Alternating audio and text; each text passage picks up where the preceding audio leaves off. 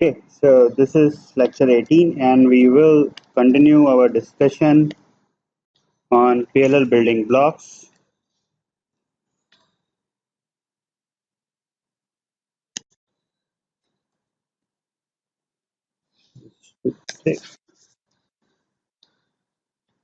Okay, PLL building blocks, and we were discussing about charge pump. So that was still like what happens due to mismatches in currents and control signals. So let me just go back. We found yesterday there was some mistake in the final expression.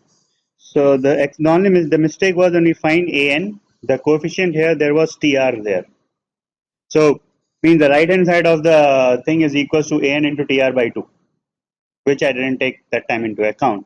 So now you will see that omega rtr is unitless and ICPR is a voltage term, right? So the dimensions now match on both the left hand side and right hand side. Okay, so that translates to your means an coefficient is as given here, and which I just reworked it out, place tr everywhere, and then final expression will be, so in the final expression, if you, and we found the bandwidth at ICP-R KVCO by 2 pi, considering there is only R and C1.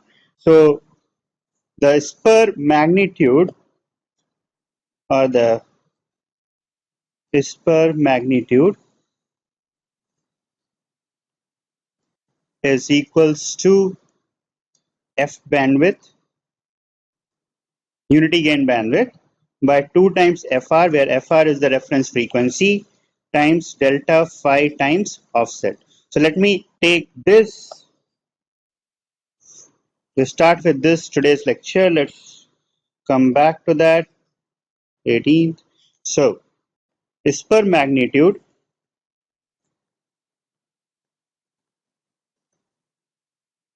is equals to F bandwidth by 2 FR, and this is all still in amplitude. Okay, there's nothing in power domain or something, times delta phi offset, where F bandwidth is unity gain bandwidth.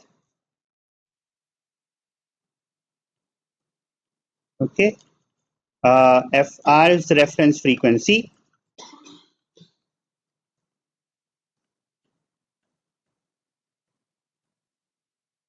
and delta phi offset is equals to 2 pi times TOS by TR, where we know TOS is dependent on delta I mismatch in the current, right? It's a phase offset due to mismatch in the current mismatch. Okay, so we knew yesterday that your I up is not equals to I down. It is coming because of that.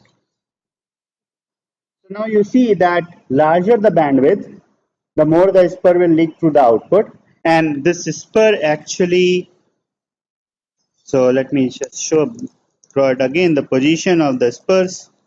So if this is free omega, okay, so let's plot in F today. So I have the, what is happening?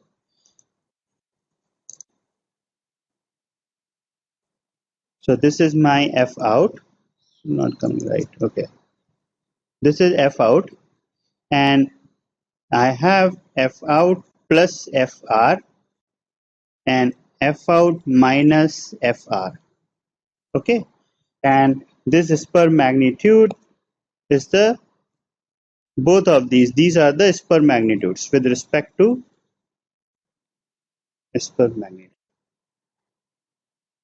and this is with respect to the output frequency, because we saw yesterday that the way I calculated the spur magnitude was considering this V out is equals to A cos. Okay, so A is coming as a reference, which I am right now, I just neglected. Everywhere you see the multiplication of A, right, where A is the main spur. So this magnitude is with respect to the output frequency. Okay, so now come back to this. So you see that larger the reference frequency, lower the lower the spur magnitude, because it gets filtered by the bandwidth of the PLL. Okay, smaller the bandwidth, the reference spur at the same frequency for a given reference frequency will get filtered out by the filter bandwidth by more. So in dB, the spur magnitude is in dB C, actually that will be 20 log of f bandwidth by 2 fr times delta phi os. One other thing which I have not taken account in this PLL is the gain factor n. Okay, so if you are finding the gain factor n, then the loop bandwidth will depend on n. So that you can take into account whenever you are doing. Okay, now n actually appears here if you are taking the n into account. So now let's say we introduce the third pole, which is, so this was the, so let me just plot the Bode plot, f and mod of loop gain. We had minus 20 dB per decade, we have a 0, then the unity gain frequency, and then we have the third pole, which is coming due to your C2 capacitance. So this is omega P3. Let's go back with omega, because we remember that this one is omega U, this is omega C. So can you tell me, because now means again this is under approximation, let's say your reference frequency is much away from your, and this is all in log scale, so let's say your reference frequency omega r is much away from okay, so not here, okay, sorry, so let's say the reference frequency is much away from your omega p3, somewhere, this is not appearing to be minus 40 dB, then I will have this. So let's say the reference frequency is much away from your omega p3, and systems are stable and everything. So what more suppression can you think for the reference spur due to the omega p3? See, with, okay, let me just tell this thing. 2 poles 1 0 are already taken into account when we consider this spur, right? Now the only thing is I need to consider the spur suppression or increase in the spur magnitude due to the omega pole p3. So how much do you think will reduce? Huh? 20 log omega p by your omega r. Okay, or let's see what it is. This is 20 log, is omega p3 by omega r or omega r by omega p3? Omega r by omega p3. I'm writing that as a minus sign, that's why I'm asking. So think about it. If your omega p3 come closer, this is just a sanity check. If your omega p3 comes closer, then the log argument becomes smaller, right? Sorry, if your omega p3 becomes lesser, log argument actually becomes larger. You have a larger suppression, right? Or if your omega r becomes farther, then you have a more suppression. So you can very well see the effect of omega p3 on reference spur.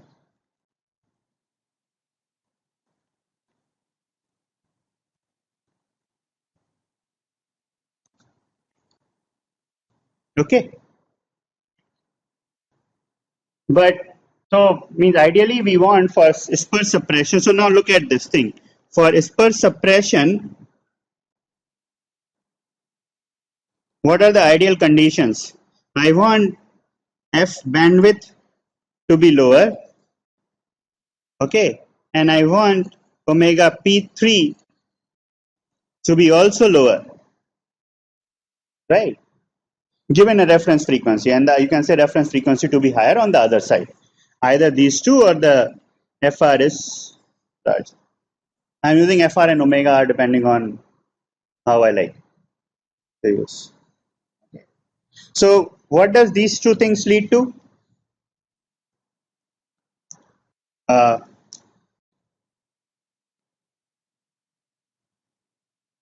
well, let's look at independently. What does this guy lead to? F bandwidth. If I want to reduce the F bandwidth. Pardon? Slow response. Fine. So this basically goes to slow response. And the other thing is, which we have not seen while doing assignments, but basically the noise of the oscillator. Lower bandwidth means more noise of the oscillator. Okay. And what does omega p3 reduction means? Let's say for the same unity gain bandwidth. Pardon? No, I didn't. Reduce phase margin, so stability is the thing. Reduced phase margin. Okay, and let's say if I keep phase margin as what I desire, bandwidth as what I desire, and I want to change the reference frequency, so that I need to increase the reference frequency. Okay, what will this lead to?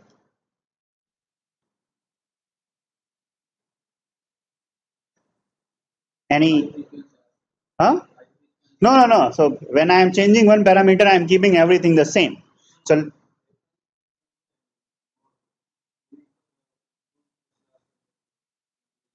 okay, you can say we need to have a good high frequency crystal oscillator, or we can have a cascade of two PLLs. Let me just do it that way, because you may not be able to get if you want a 1 gigahertz crystal oscillator, that is not possible to get it. Okay. And the other thing is, if you are clocking now, you see, right, there is a PFD, there be a limit on the frequency at which your PFD can operate. So it will actually leads to your means, other than the logistics thing that you do not have a high frequency reference oscillator, it will also lead to your more power consumption.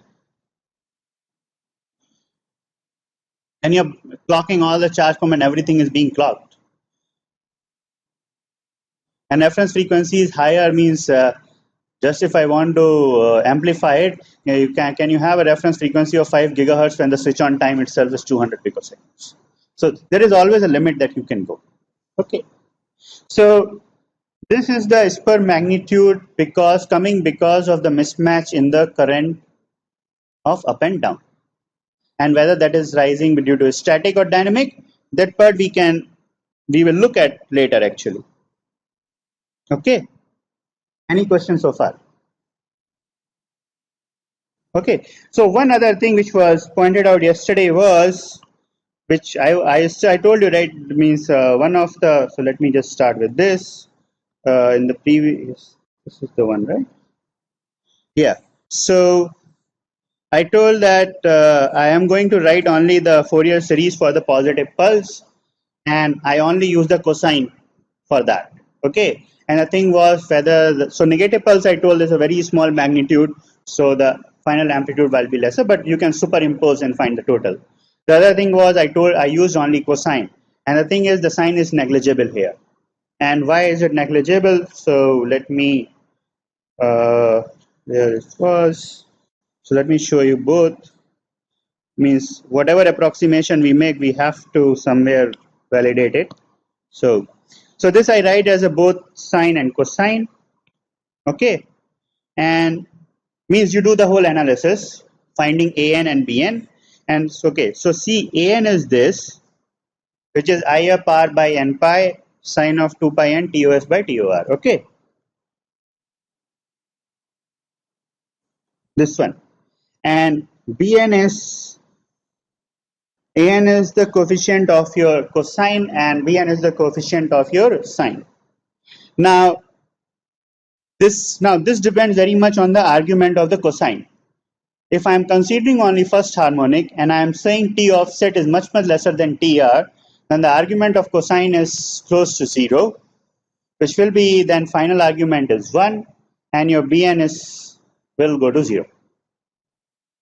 Okay, you can take that forward and you can finally come out with, if you want to take the final expression into account, you can combine both sine and cosine, and this will be the final version.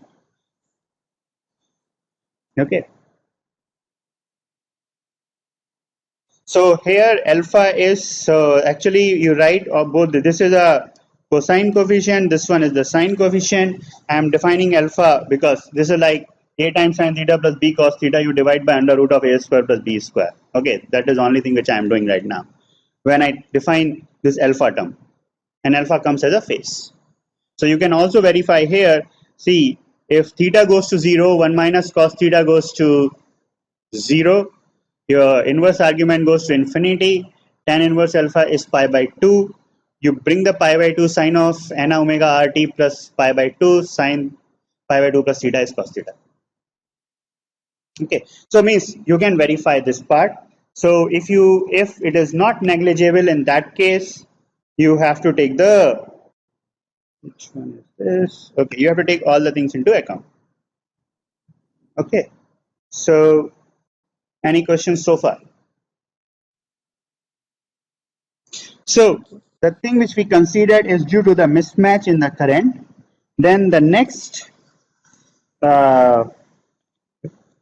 the next kind of mismatch which you can see in the charge pump is the basically the delay between PMOS up and down controls. Okay, so the next mismatch will be the delay between, let me call this as I up and I down. And what is delay? Let's look at that. So let's say the currents are all matched. I get this one as an up pulse, and the same if everything is matched, and this one is a down pulse, or let me call this as up bar because we are going to control PMOS. That's not a problem.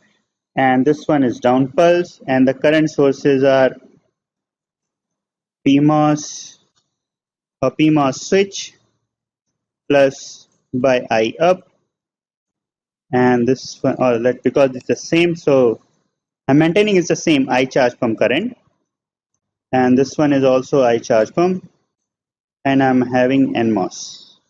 Yeah, switch. So this one is up bar and this is down. So let me plot this up bar as, rather than like here, should plot it as when is it active. Okay. This one. So ICP current.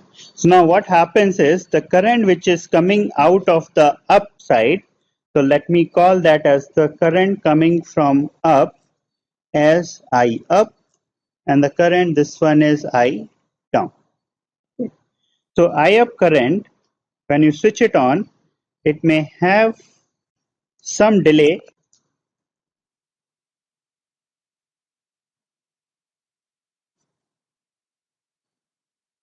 So let me just make it, let's say this is a PMOS, so it will be easier. So say that okay, PMOS is normally slower, so I have this as I up, and the other one is I down, which is faster. So let me just make that as a faster. I mean just at the when you get the signal, and this is I down. Okay. So what is ICP? It's the difference between the two. So I have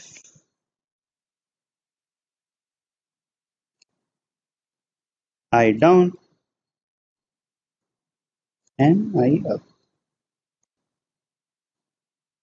Okay. This is the, sorry.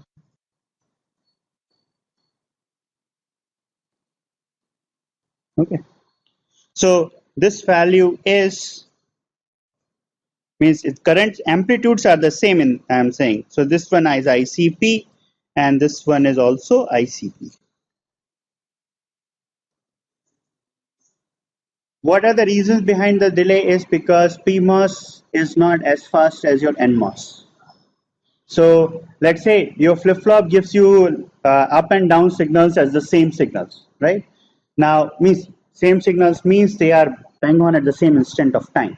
Now you have to, in order that the PMOS also carry the same amount of current, with, so PMOS means ideally what we want the switch to have a zero impedance when you just switched on. It will have some finite impedance, maybe a 10 ohm or 10 ohm. Let's say both NMOS and PMOS have a 10 ohm of impedance, and surely the PMOS is going to be of larger size. You are going to drive a larger capacitance, so you will put some buffer. You can also put a buffer in the case of NMOS, but there will always be some mismatch. Means you can try it that to make it as close as possible, but having a 10 to 20 picoseconds of difference between the two is not that hard. Means you can easily get it. Okay. So that is the reason of this. And if you do not do it, so let me just, so let's say your, because we are talking this here, so let's say your PFD gives you up and down signals, right? And I want to, so let me start this way. I want to drive a PMOS switch and an NMOS switch. Okay. First thing is the capacitance as CP and CN, they are different. CP is not equal to CN for the same amount of current. Okay. Then the thing is, I need an inversion also here. You need to do some inversion. Let's say your PFD is giving you up bar, then you will use an up bar. Okay. But if your PFD is not giving up bar, you will use only up. Means you have to invert it. And then this may come with some buffer only. The thing is, if you are getting from the PFD up and down at the same edge, then you have to match the delay from the input to what it drives, and the delay should be matched for a different capacitance driving capacitance also. So you will get a 10 to 20 picoseconds if you match it very exactly. Like if you match it at one process, you may get it at the other process. Okay. So in response to the ICP, when it goes to the loop filter, the control voltage V control is just now it's the same process. V control is ICP-R is the magnitude here. Okay, so let's me.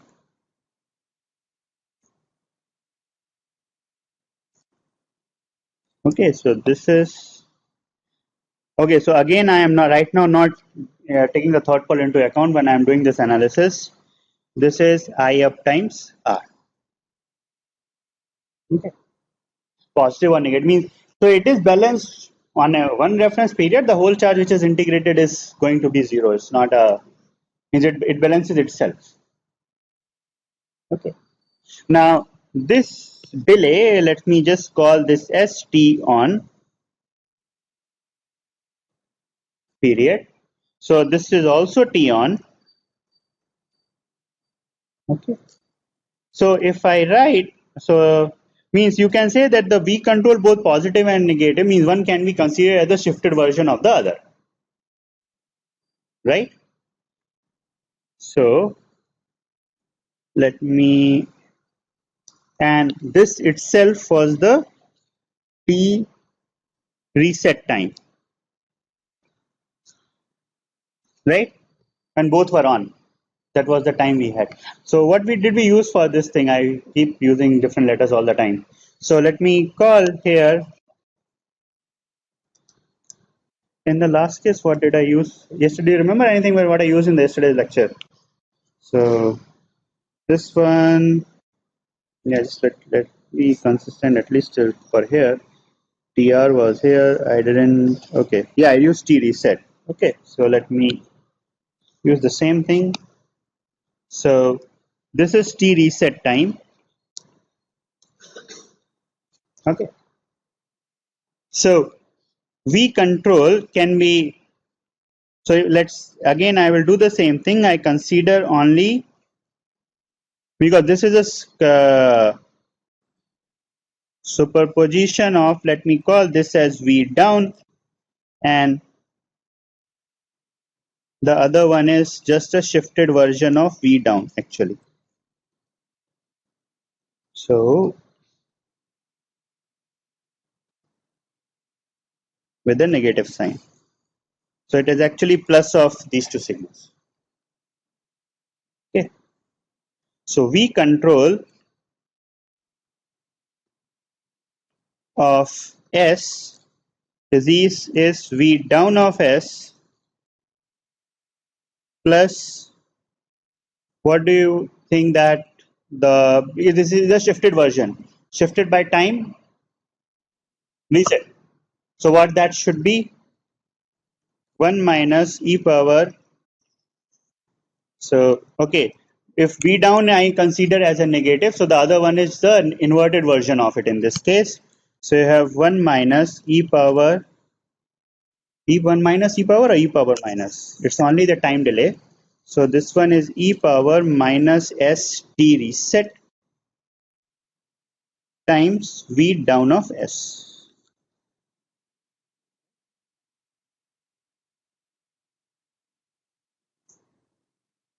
That is fine, no? So now this one is 1 minus e power minus s t reset times v down of s. Now here I will take the approximation that I am considering this thing at all only at the ref, means st reset is much less than 1. 1 minus st reset. I neglect all the other parameters, and that depends on what frequency am I considering.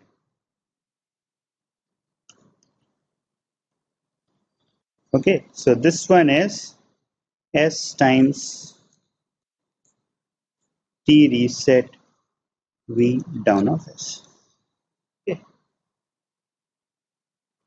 Now from yesterday's thing, you found that v down, or let me just write, when we had only this pulse, okay, this was from the yesterday's, and this was v control, sorry, not v control, this was ICP times r, this was t of offset, okay, and the whole period is a reference period. This one was v control of t, right? And this v control of t, I wrote it with the Fourier series, which is, let me just write now the frequency component. I will just pick it up from yesterday, which was 2 times ICPR by n pi, or fundamental only. So okay, let's write all n pi times sine of n pi t offset by tr times cosine of n omega r t plus a naught dc component. Just verify if that is the case. So okay, so you can write both the ways actually. 2 times I up r by n pi sine n pi previous by tr. So back to this.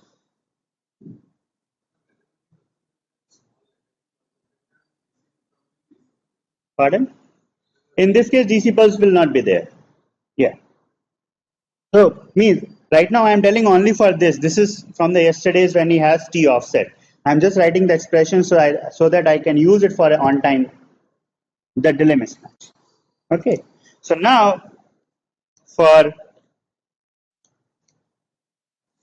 delay, or okay, I will write again for I up and okay, not this. For mismatch, this is normally called as like low to high, high to low delay because how the current comes. For mismatch between I I up and I down delays. I up and I down delays, I told that from the control signals when you come to the when you get the I up. Okay, so let's me define that. If that is I up delay is control okay delay from up signal to I up output. So you get the means what delay I am defining because this is not a voltage to voltage thing. So as you get the control signal and when you get the output, that delay I am talking about. Okay. So now for this we control. So okay, now let's say I am only considering a one single harmonic. That's the fundamental, and that fundamental is getting modified by your S times T reset as per the because I'm trying to find with respect to that, right? So for only fundamental, I can write V control of T as 2 ICPR by pi times sine of pi T offset by TR. This was already there, okay? And then I had another term which is ST reset, and ST reset and because I need to evaluate this at a reference frequency, okay, that is what the magnitude which is concerned. So that will be 2 pi by TR times T reset, okay, and this T offset which was earlier T offset is now T on. That's a delay. I'm using the expression from yesterday just to find the expression for the control voltage due to the delay mismatch. So this one, yeah, any questions?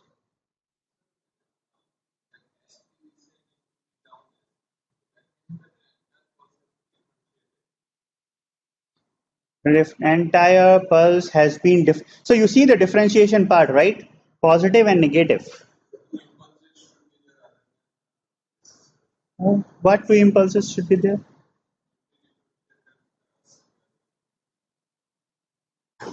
No, if we that's what we are having here, right? So think about it. This means let's say I am having, so let's say you are only having V down of S, right?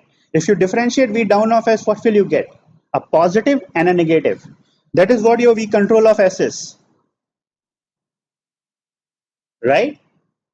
So I am writing, so okay, let me go through it again. I am writing V control of S as equivalent to V down plus V up, right?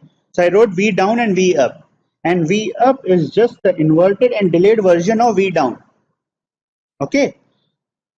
That is what it turns out to be here. S times the S times T. This is another approximation that I am considering the frequency which I am considering for that S times T reset mod of that is much less than 1. Okay, means this approximation is that your ST reset over whatever frequency I consider is much less than 1.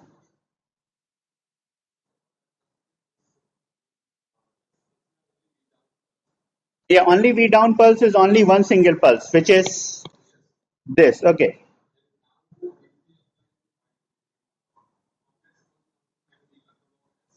Okay.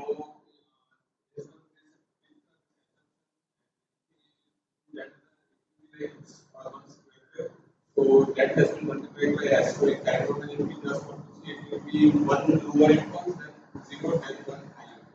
Yeah. So in this, whenever we convert into time domain and we are replacing that S. So rather than we should replace that S by frequency value, we should differentiate the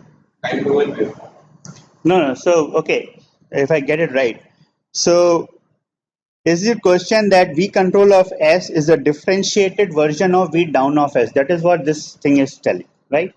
Now, if given, let's say V down of S and I differentiate this, whatever V down of S and I am differentiating it, what will be the differentiated version of this? So this is just the time axis.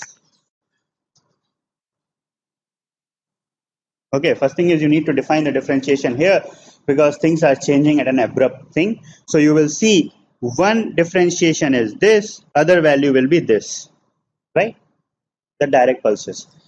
Now, okay, this is not exactly what you see here, right? This is not exactly what you see here, but you at least you can have you can think that both negative and positives are coming because of this. Means both the things are existing, right? So it is surely representing that part. Now, the differentiated version I am writing as an approximation. So if I make both, let's say T on and T means both up and down pulses very, very small, right? Then this will become, this itself will become something this, right? If you, in an approximation, it will approach that. Okay.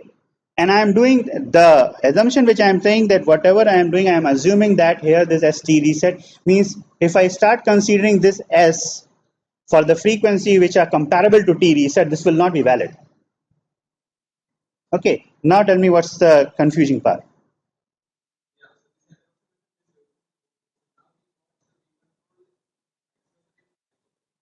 Okay. Down expression we are replacing this S by TR. Yeah. So Here's the question: why are we replacing that?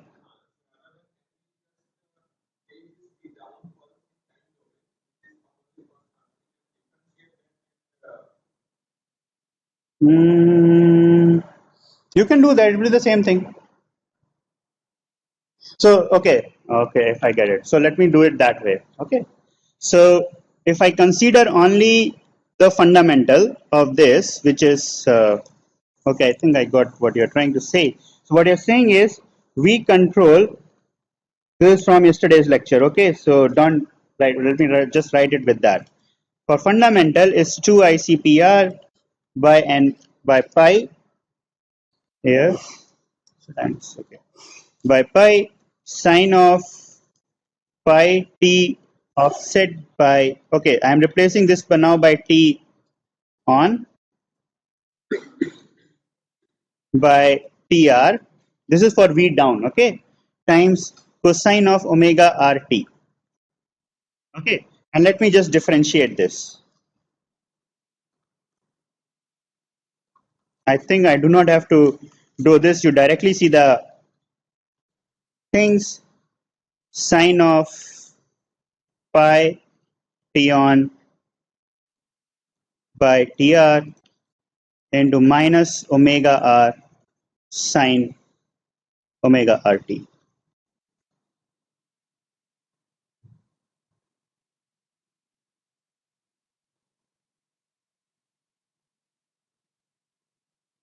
Is that right? Right? What is this omega r?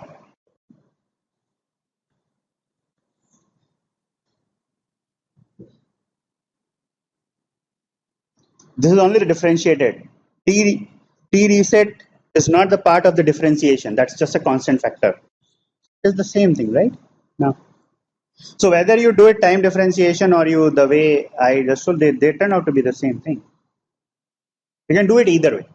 The only thing is we when we write the expression we cannot directly write it as only a shear differentiation because it very much depends on T reset. So we should means if I would do it ideally I will consider 1 minus e power minus s T reset time. This is more simplification that how the spur will come out. Okay. So does that clear that? Okay. So now coming back to our V control. So okay. So now we made the same approximation as we made yesterday, that sine of theta is equals to theta, and I have pi goes off. Okay, let me just put it as 1, t on by tr, and 2 pi by t reset by tr. Okay, and we had the bandwidth. Okay, so now this V control will translate to your omega out as kVco times whatever the free running voltage is. So let me just consider that V0 plus V control of T, which is 2 ICP R T on by TR times 2 pi. Let me tell me if there is anything wrong here. Sorry, T reset by TR times cosine of omega R T dt. This is not the, this is the, let me write cosine of this is V out. Magnitude is here. We can write that as A. So now again the same thing, cosine of omega naught t plus 2 ICP R kVco by omega R times T on by TR into 2 pi T reset by TR into sine of omega R T. And we use the word, so okay, now let's try cancelling something. Omega R TR, 2 pi by TR and omega R cancels out. So this term and this term goes away. So what we are left with is A cosine. Just keep check the units, because yesterday I just lost that thing.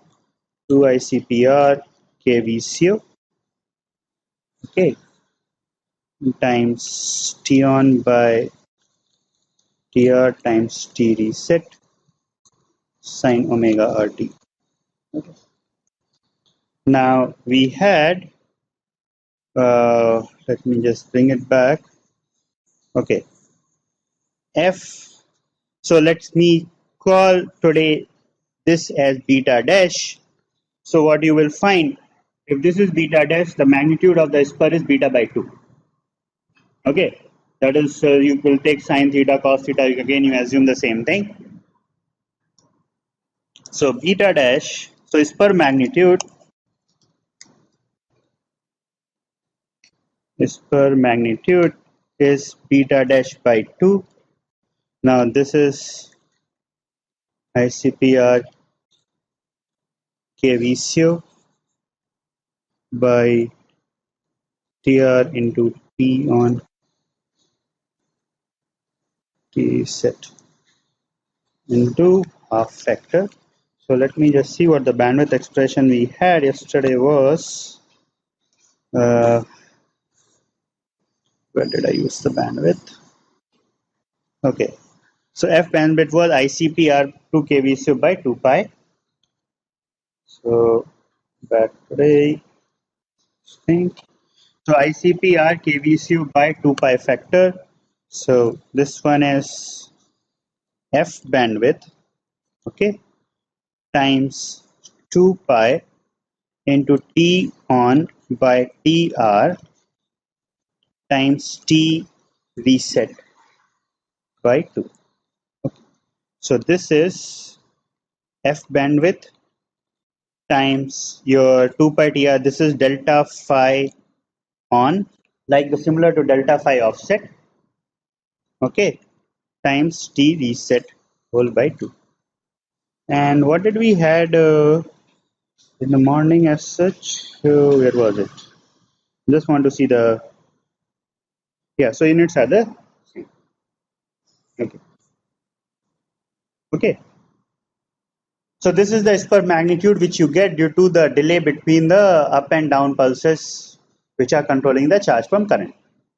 And now if I want to write the spur magnitude in terms of dB, this will be equals to 20.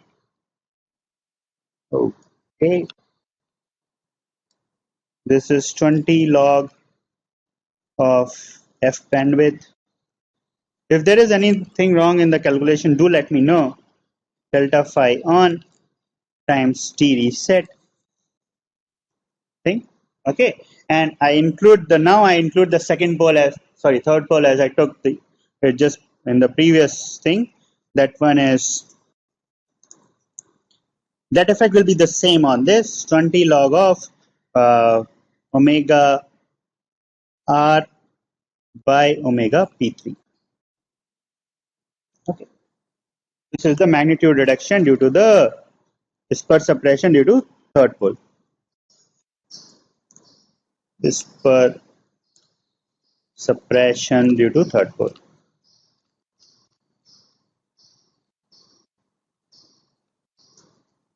Okay.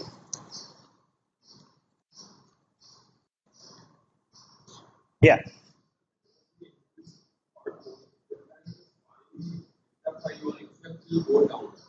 Pardon?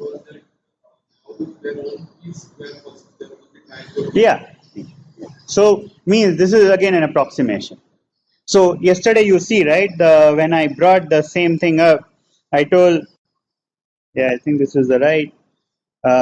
Means what do you say? Due to the third pole, the spur whole actually amplitude will go down, right? But the proportionality still remains. So this is more to show what factors you can control to have a more spur suppression.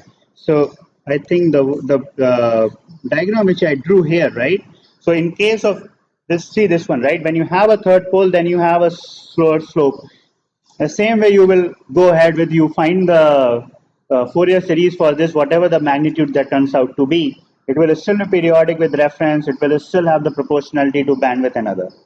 Okay, so that is right. It will be that case. So this is like, so let me tell you, I want a certain dB suppression for the reference spur, and I first go only with the type 2 order 2 parallel, and I found this is, and now I want to improve the spur suppression. What is the easiest way? I will just go and put the cap there, and I know I am reducing the phase margin. But if I put that cap much farther away, it all depends how much dB suppression you want, right? If I put a pole at, let's say, 4 or 5 times of the unity gain frequency, then my phase margin may not degrade that much. So I means the intent is if I put a pole here in this case, let's say 1/5 of the reference frequency or 1/10 of the reference frequency, then I know ideally I should get a 20 dB suppression.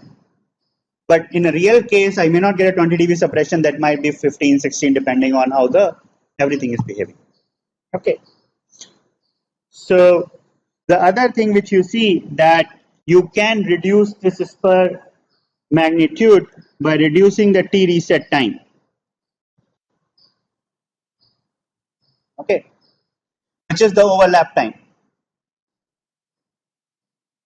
in this case. And same phi on, if you reduce, you will reduce the T reset, and if you reduce the bandwidth, you are going to reduce the spur magnitude.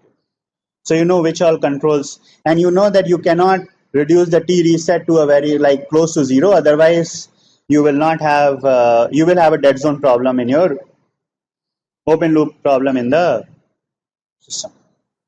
Okay. So these are the two main sources of spurs. Spurs at the reference and at harmonics. We considered only right now the fundamental in a PLL output. Any questions so far? Okay. So let's look at the next thing is means the question which you asked initially, that how can these up and down pulses they can be delayed. So I told depending on what capture are they driving, what is the strength of the current source, they can be delayed. So one easy way to fix the up and down, this again means it will work to an extent, but not, it is not like it will, it's the solution for removing the mismatch. So let me just try it. This. So let's say I get up and down pulses exactly at the same time from the PFT. Now they have to drive different capacitance. This we call CP PMOS. So that is a parasitic capacitance, or let's call it CP only. So CP and CN will be easier to write. CP and this one is CN. Okay. Now we know that CP will be much greater than CN ideally. So I need to invert the signal. I go and invert it, and I need to put a buffer. Okay. So how can you put a buffer in when you're only using digital logic signal? It is this. Okay. And the buffer strength has to be scaled as per the parasitic capacitance strength. Otherwise, you will see a more skew in the output. Now, if you do this, you very well show there are two logic delays. In one case, there is only one logic delay. So means if I give up to this and down to this, it's very clear that I am having it's like at least 20 picosecond delay difference is there, even if the rise times and fall times are same. Huh? Yeah, but if you directly put the inverted signal to means, I will tell you, if you directly put the inverted signal to PMOS, then you are changing the loading on the PFT, right? So means you start at some point. At some point, you get up and down signals at the same edge. Otherwise, you have to compensate that delay in the down bar signal, right? So let's say it means there are two ways to start it. Let's say you are saying that I am getting an up bar and down signal at the same time, and they can drive any loading, right? That is not the case normally. Okay, so you get up and down signals or up bar and down bar signals, and then you need to put a buffer. So this is one case. Or other what you are saying is, let me just draw that too, that I have up bar signal, I'm buffering up bar signal, let's say, because I am getting it directly. Okay. And down signal also I am getting it, and I need to buffer it. This is sorry, this is another case, right? Now this case has to be that your PFD is now, because these buffers, let me call as P1, P2, this is N1 and N2. So P1 and P2 buffers have to be scaled as per the parasitic capacitance here, CP, this CN. So that means the buffer sizes are large. If the buffer sizes are large, then you have to use a higher drive strength. Okay, and if you use the same drive strength for the NMOS, that will become faster. So there needs to be some balance. Okay, so normally what you means when you are scaling the buffers, you scale proportionally as per the capacitance, and so that's why I started. Let's say you are getting an up and down signals at the same time. Now you want to scale now you want to invert it. Then this means whether you use in PMOS case or NMOS case, you use a transmission gate, which works pretty well. So let me make more clear. So I have NMOS and PMOS, and this is the buffer which I will be driving up, and similarly now this is an inverter, and I will have a buffer, or we call the same as inverters, this is down. Okay, I will try to maintain. So there is okay. Means I would say this is something which I have seen the students doing. So let's say I am having a capacitor, right? And I need, this is, let's say, 10 femtofarad, and then I have a capacitor which is 1 femtofarad, and the signals which I am getting are at the same time. Okay, exactly. And I need to drive both of them thing, and I want to have at exactly the same rise time. Okay, so you cannot means if I get, let's say, 10 picoseconds of rise time on this, I use a buffer size of X, and you say that okay, if I place a 10x size to drive it, actually I cannot drive whatever signal is driving 10x size. if they're coming from the same block. So what people do is, okay, I will not drive with 10x, I will drive with x, then I go 2x or 5x, then I will go means whatever 4x, and then I will go 10x, something, let's say, and I connect this. So this is here and this is here. Okay, and you can surely get the same rise time at the output. But the problem is you introduced more delay from the exact input to the output by introducing more logic. So getting the same rise time, driving a different load in this manner will actually change your input to output delay. And this should not mean, if then the way I would do is, if I, let's say I need to do this, right? Then I will go and use at least same, it's easier to maintain. In this side I can change it. In place of x, I can say x, x, x or something, depending on x 1.5x or the other way around. Maintaining the delay for a logic with a logic is easier than basically maintaining a delay when you just use one single and increase the strength of it. Because each logic introduces think about it, each logic introduced 10 to 20 picoseconds of delay at high speeds. And you are trying to compensate that 10 to 20 seconds of delay with the driver strength. It is not that robust. You can do it at one process, but the other process, it may just go to bridge. So if I think if someone has used in case of serializers, you will find that you better try to do it with the same number of delays in the path of data and data bar, or even in odd data. Okay, so let me just conclude that this kind of transmission gate and this kind of transmission gate and an inverter, and these two inverters can be used to maintain input to output delays scaled properly. But obviously you can maintain it at one given process, other process you will see some plus minus variation. Okay, so let's finish the lecture today and we will continue tomorrow.